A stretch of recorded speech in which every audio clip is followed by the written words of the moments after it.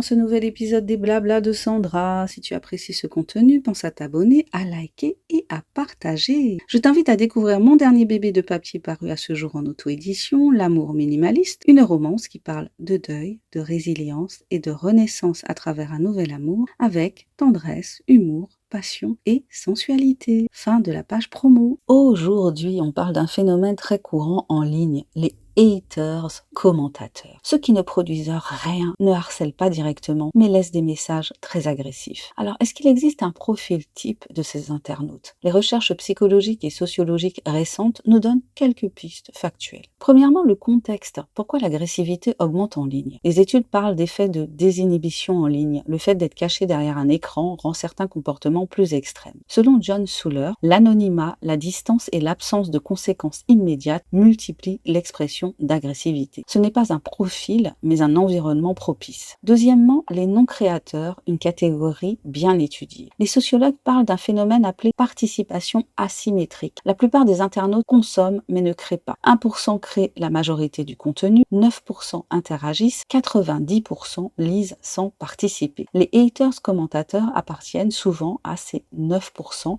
mais avec une tonalité particulière. Troisièmement, est-ce qu'il existe un profil psychologique particulier de ces haters? Les chercheurs ne décrivent pas un profil unique, mais plusieurs traits statistiquement plus fréquents dans les comportements agressifs en ligne. Premier point, l'impulsivité émotionnelle. Une étude de Martin Graff et ses collègues parus en 2021 montrent que les commentaires agressifs sont plus fréquents chez des personnes ayant une régulation émotionnelle faible. Deuxièmement, c'est un signe de besoin de validation ou de pouvoir. Une étude de Cheng, Bernstein et Danescu, Niculescu, Misil paru en 2017, montre que les commentaires toxiques sont souvent écrits par des personnes ayant une frustration préalable. Leur état émotionnel influence leur réaction. Troisième chose, ce sont des traits d'hostilité ou de cynisme. Une étude de Buchholz, Trapnell et Paulus datant de 2014 note une corrélation entre comportement de trolling et certains traits de caractère, sadisme, narcissisme, machiavélisme, psychopathie. Ces corrélations ne permettent pas de dire que tous les commentateurs agressifs ont ces traits de caractère, elles indiquent seulement une surreprésentation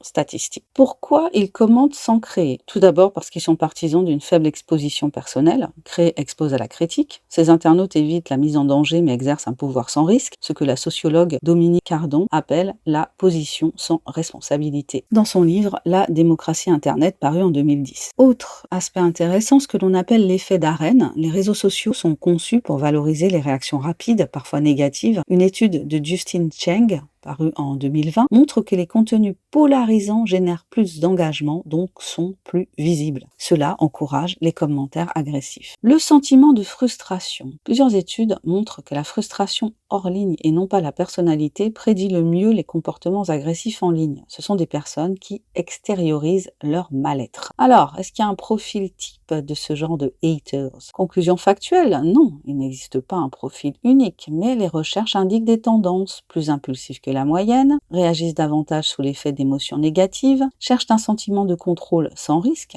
interagissent plus qu'ils ne créent, agissent souvent dans des moments de frustration personnelle. Ce ne sont pas forcément des méchants, souvent ce sont des personnes en difficulté émotionnelle ou simplement qui passent ou ont passé une mauvaise journée. Conclusion, la prochaine fois que tu verras un commentaire excessivement agressif, souviens-toi, il ne parle généralement pas de toi, mais de l'état interne de la personne qui l'a écrit. La meilleure réponse, selon la littérature scientifique, reste de ne pas répondre. Merci d'avoir écouté cet épisode des Blabla de Sandra. Si tu as aimé cette réflexion, n'hésite pas à partager ce podcast et à me dire quel est ton point de vue sur la question. Je te dis à très bientôt pour un nouvel épisode des Blabla de Sandra. Allez, abonne-toi, commente si tu l'oses, like et partage. Et pense à découvrir mon dernier bébé de papier paru à ce jour, L'amour minimaliste, une romance qui parle de deuil, de résilience et de renaissance à travers un nouvel amour avec tendresse, humour, passion et sensualité. Bye bye!